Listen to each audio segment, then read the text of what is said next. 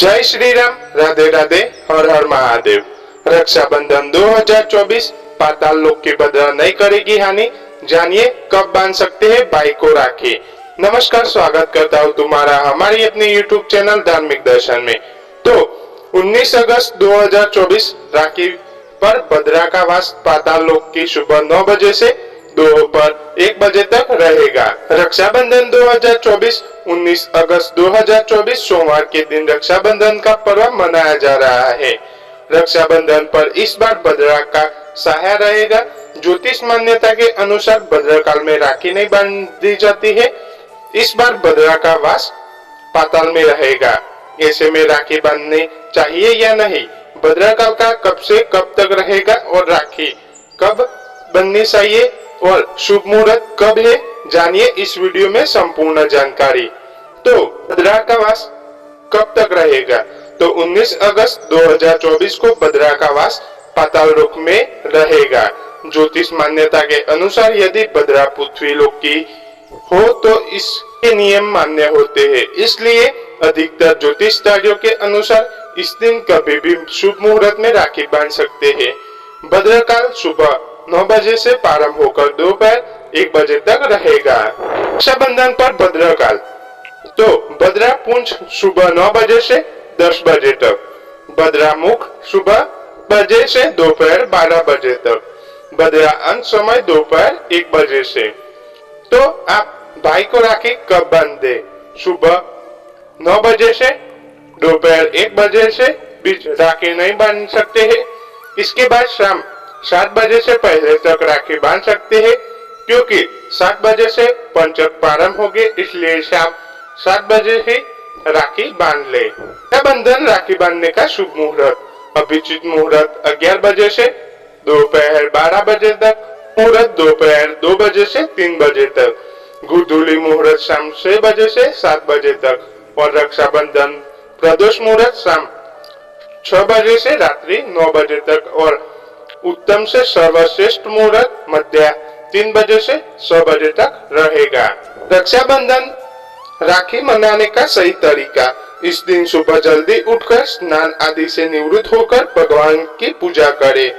इसके बाद पर्व मनाने की तैयारी करें। घर को साफ सुथरा करके अच्छे से सजाए। इसके बाद रोली, अक्षत, कुमकुम एवं दीप जलाकर थाल सजा कर रखे।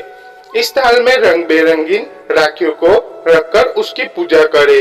फिर भाई को बैठाने के लिए एक पाठ लगाए। अच्छा मुहूर्त देखकर राखी बांधे। को पूर्वाभिमुख पूर्व दिशा की ओर बिठाए। बहन का मुंह पश्चिम दिशा की ओर होना चाहिए। ओम येन ब्रंद्रो बलि राजा दानवेंद्रो महाबल तेन त्वामनि बंध्यान्मी रक्षे मा चल। यदि बहन अपने भाई को राखी बांध रही है तो तिलक लगाते हुए उपरोक्त मंत्र का उच्चारण करना चाहिए। इसके बाद भाई के माथे पर टीका लगाकर दाहिने हाथ पर रक्षा सूत्र बांधे। भाई राखी बांधने के बाद अपनी बहन के पैर छुए और फिर उसे उपहार और धन दे और उसके जीवन में हर संकट में उनके साथ खड़े रहने का वचन दे। भाई बड़ा है तो आशीर्वाद दे और बहन की रक्षा करने का वचन दे। जिस लोगों की बहन नहीं है या जिन बहनों के भाई नहीं है, वे आज के दिन किसी को मुंह बोले बनाकर राखी बंधवाए या मुंह बोले भाई को राखी बांधे तो शुभ फल मिलता है। ये रक्षाबंधन पर बहन को कौन से उपहार देना माना जाता है शुभ? राखी पर बहन को भूलकर भी न दे ये उपहार। जानिए क्या उपहार है बहन के लिए उत्तम। तो रक्षाबंधन के दिन बहन अपने भाई की कलाई पर रक्षा सूत्र बांधती है और उनके सफल जीवन की कामना करती है। वही भाई उनकी रक्षा का वचन देते हैं। इस दिन भाई अपनी बहन को उपहार भी देते हैं। ये उपहार आपकी बहन के लिए बेहद खास होते हैं। हालांकि उपहार देते समय कुछ बातों का ध्यान रखना जरूरी है। आज इस आलेख में आप ये जानते हैं कि राखी पर बहनों को क्या उपहार देना शुभ माना जाता है। आप दे सकते हैं तो शिक्षा संबंधित चीजें। रक्षाबंधन के दिन अपने बहनों को पढ़ाई लिखाई से संबंधित चीजें दे सकते हैं, जैसे डायरी, पेन, लैपटॉप, किताबें आदि। रक्षाबंधन के दिन अपनी बहनों को शिक्षा संबंधित चीजें देना शुभ माना जाता है। पारंपरिक कपड़े या ज्वेलरी, ज्यादातर महिलाओं को वस्त्रों और गहनों का बहुत शौक होता है। ऐसे में आप उन्हें उनकी पसंद के वस्त्र या गहने उपहार में रूप में दे सकते हैं। सोने चांदी के सिक्के देना भी शुभ माना जाता है। ऐसा करने से माता लक्ष्मी की कृपा बनी रहती है। ये तोहफे है जरा हट के।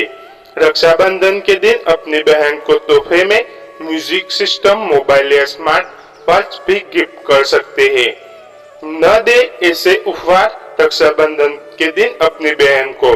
रक्षाबंधन के दिन यदि आप अपनी बहनों को वस्त्र उपहार के रूप में दे रहे हैं तो भूलकर भी इस दिन काले और नीले रंग के कपड़े नहीं देने चाहिए।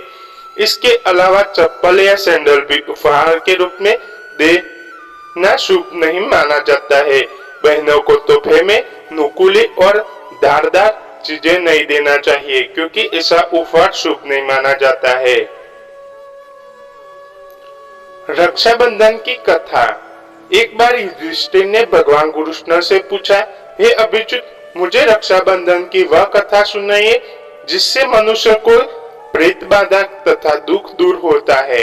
भगवान कृष्ण ने कहा, हे पांडव श्रेष्ठ, एक बार दैत्यों तथा सुरों में युद्ध छिड़ गया और यह युद्ध लगातार 12 वर्षों तक चल रहा। असुरों ने देवताओं को पराजित करके उनके प्रतिनिधि इंद्र को पराजित कर दिया। इसी दशा में देवताओं सहित इंद्र अमरावती चले गए। उधर विजेता दैत्य राजा ने तीनों लोगों को अपने वश में कर लिया। उसने राजपद से क्रोधित कर दिया कि इंद्रदेव सभा में न आए तथा देवता वह मनुष्य यज्ञ कर्म न करे, सभी लोग मेरी पूजा करें। दैत्य राजा की इस आज्ञा से यज्ञ वेद पठन पाठन तथा उत्सव आदि समाप्त हो गए।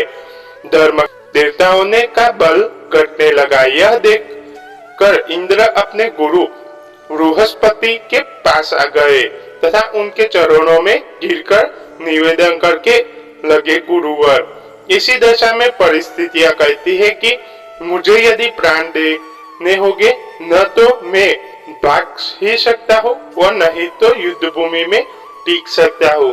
कोई उपाय बताइए। बृहस्पति ने इंद्र की वेदना सुनकर उसे रक्षा विधान करने को कहा।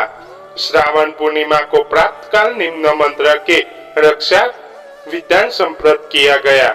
येन मंत्रो बलिराजा दानवेंद्रो महाबल तेन त्वाम विद्रामी रक्षेमा चलमा चल। इंद्रावाणी ने श्रावणी पूर्णिमा के पावन अवसर पर द्विजों से वाचन करना कर रक्षा का तंतु लिया और इंद्र की दाहिनी कलाई में बांधकर युद्ध भूमि में लड़ने के लिए भेज दिया। रक्षाबंधन के प्रभाव से दैत्यों भाग खड़े हुए और इंद्र की विजय हुई। राखी बांधने की प्रथा का सूत्रपात यही से होता है। भगवान विष्णु और राजा बलि की कथा। वही दूसरी कथा भगवान विष्णु और राजा बलि की है। कहा जाता है कि इसके बाद भी रक्षा सूत्र का महत्व बढ़ गया था। दरअसल भगवान विष्णु वामन रूप धारण करके राजा बलि से उसका राज्य ढंगने जाते हैं और 3 पग में राजा बलि से सारा राज्य मांग लिया था। इसके बाद राजा बलि को पाताल में रहने की सलाह देते हैं। राजा बलि नारायण की बात मान लेते हैं और उनके साथ पाताल चले जाते हैं। विष्णु जी से एक वचन देते कहते हैं। विष्णु जी उन्हें वचन देने के लिए तैयार हो जाते हैं। राजा बलि उन्हें कहते हैं कि मैं जब भी देखूं आपको ही देखूं, सोते जागते हर पल आपको ही देखूं। ऐसे में विष्णु जी अपने वचन को पूरा करते हैं और पाताल में ही रहने लग जाते हैं। उधर लक्ष्मी जी को नारायण जी की चिंता होने लगती है और वो नारद जी से विष्णु भगवान के बारे में पूछती है। तब उन्हें सारी बात पता चलती है। ऐसे में नारद जी लक्ष्मी जी को सलाह देते हैं कि वो राजा बलि को अपना भाई बना ले और दक्षिणा में नारायण जी से उनसे मांग ले। देवी लक्ष्मी ऐसा ही करती है। वे भेद बदल कर रोती हुई पाताल आती है और राजा बलि के पास पहुंच जाती है। राजा जब उनसे उनके रोने का कारण पूछते हैं तो वे उन्हें कहती है कि मेरा कोई भाई नहीं है। तब राजा उन्हें कहते हैं कि आज से वे उनके धर्म भाई है। माता लक्ष्मी ने उन्हें रक्षा सूत्र बांधती है और नारद जी से सलाह अनुसार उनसे दक्षिणा में नारद मांग लेती है। तब ही पुराणों के रक्षा सूत्र का महत्व होने लगता है। कृष्ण और द्रौपदी की कथा। भगवान श्री कृष्ण के हाथ में चोट लग गई तथा खून की धारा बहने निकली। यह सब द्रौपदी से नहीं देखा गया और उसने तत्काल अपनी साड़ी का पल्लू फाड़कर श्री कृष्ण के हाथ में बांध दिया। फलस्वरूप खून बहना बंद हो गया। कुछ समय पश्चात जब दुशासन ने द्रौपदी की चिरहरण किया तब श्री कृष्ण ने चिर बढ़ाकर इस बंधन का उपहार चुकाया। इस प्रसंग की रक्षाबंधन की महा प्रतिपादित करता है। भारतीय इतिहास के अनुसार मुसलमान शासक भी रक्षाबंधन की धर्म भावना पर न्योछावर थे। जहांगीर ने एक राजपूत स्त्री का रक्षा सूत्र पाकर समाज के विशिष्ट आदर प्रदान किया। इस संदर्भ में प्रथा की राखी विशेषता उल्लेखनीय है। एक बार राजस्थान की दो रिसायतों ने गंभीर कलह चल रहा था। एक रिसायत पर मुगलों ने आक्रमण कर दिया। अवसर पाकर दूसरी रिसायत वालों राजपूत मुगलों को साथ देते के लिए सैन्य सजा कर रहे थे। प्रताप भी उन्हीं मुगलों के घेर में थे।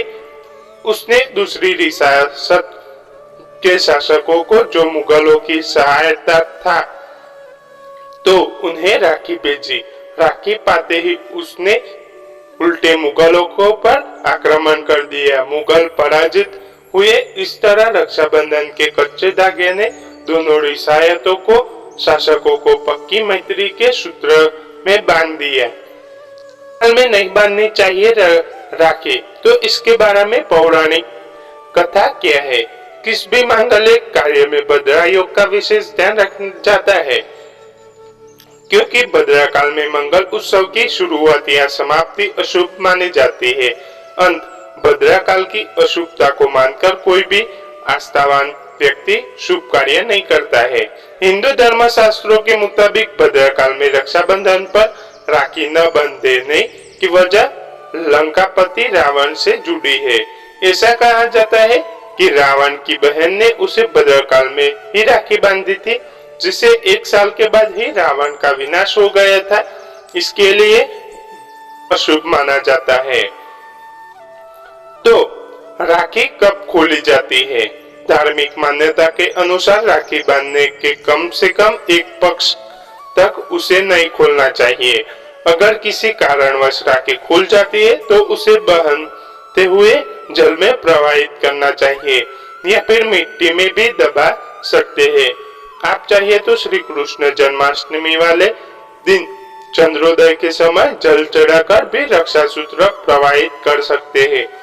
तो यह हमारा वीडियो अच्छा लगा हो तो लाइक, सब्सक्राइब और कमेंट करना और आपके अन्य रिश्तेदारों को भी यह माहिती उसके तक पहुंचा देना।